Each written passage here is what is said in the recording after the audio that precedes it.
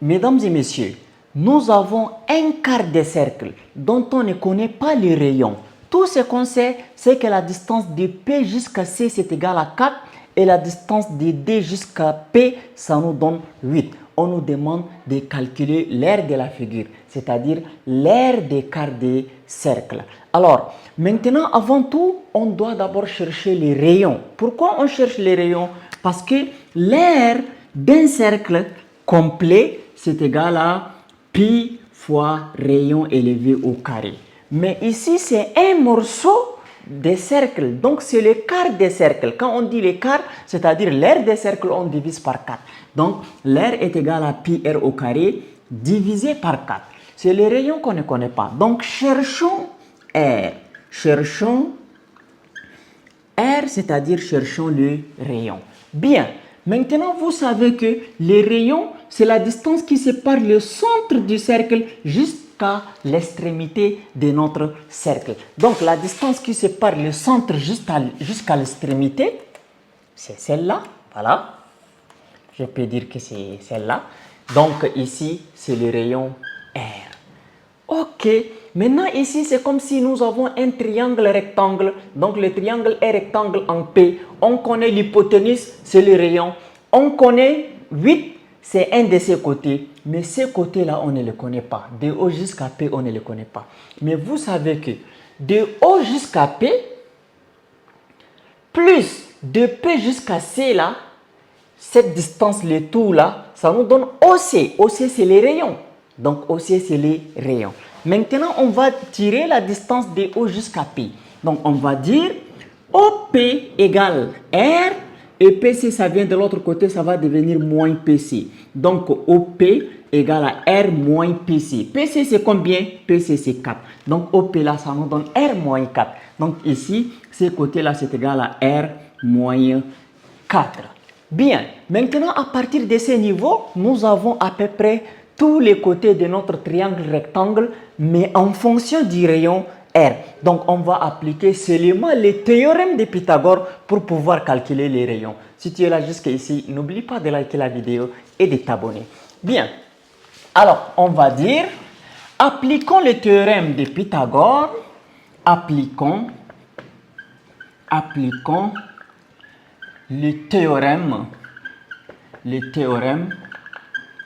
de Pythagore.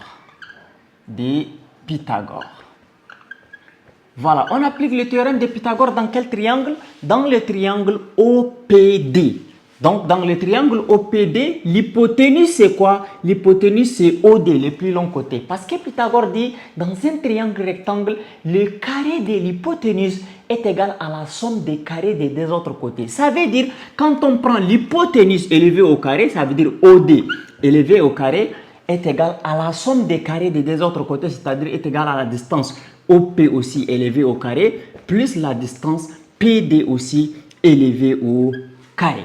Alors, OD c'est quoi? OD n'est rien d'autre que les rayons. Donc, je fais R au carré égale OP au carré. OP c'est R moins 4. Donc, R moins 4 élevé au carré plus PD au carré. PD c'est 8. Donc, plus 8 élevé au carré. Alors, on va d'abord développer R moins 4, le tout élevé au carré. Donc, ici, on va avoir R au carré est égal à R moins 4 au carré. Donc ici, c'est comme si on a A moins B, le tout élevé au carré. Donc quand on a A moins B élevé au carré, on trouve A au carré moins 2AB plus B élevé au carré. Donc ici, on va avoir R au carré moins 2AB, 2 de la formule, fois A c'est R, fois B c'est 4, plus B au carré, ça veut dire plus 4 au carré, plus encore 8 élevé au carré. Donc, on va avoir R au carré qui est égal à ici R au carré. Et là, on va avoir 2 fois R fois 4, ça fait moins 8R. Plus 4 au carré, ça fait 16. Plus 8 au carré, ça fait 64. Donc, ici, on va déplacer les R au carré de l'autre côté, ça va devenir moins R au carré. Donc, c'est-à-dire, on simplifie ça, on va avoir 0 égale moins 8R plus, maintenant 16 plus 64. 16 plus 64, ça nous donne 80. 80 Maintenant, on déplace le moins 8R de l'autre côté de l'égalité, ça va devenir 8R. Donc, on va avoir 8R qui est égal à 80. Maintenant, on tire la valeur de R. Donc, tirons la valeur de R, on va avoir R qui est égal à 80, le tout sur 8. Donc, R est égal à 80, c'est 8 fois 10. Le tout sur 8, on simplifie, R égale à 10. Enfin, on a trouvé les rayons. Maintenant, il suffit juste qu'on remplace les rayons par sa valeur pour calculer l'air. Donc, on va dire l'air égale pi fois R au carré, c'est-à-dire fois 10 élevé au carré, sur 4. Donc, l'air égale pi fois 10 élevé au carré, c'est 100. Donc, fois 100, voilà, le tout sur 4. Alors, le 100 là, on sait que ça nous donne combien? Ça nous donne 4 fois 25.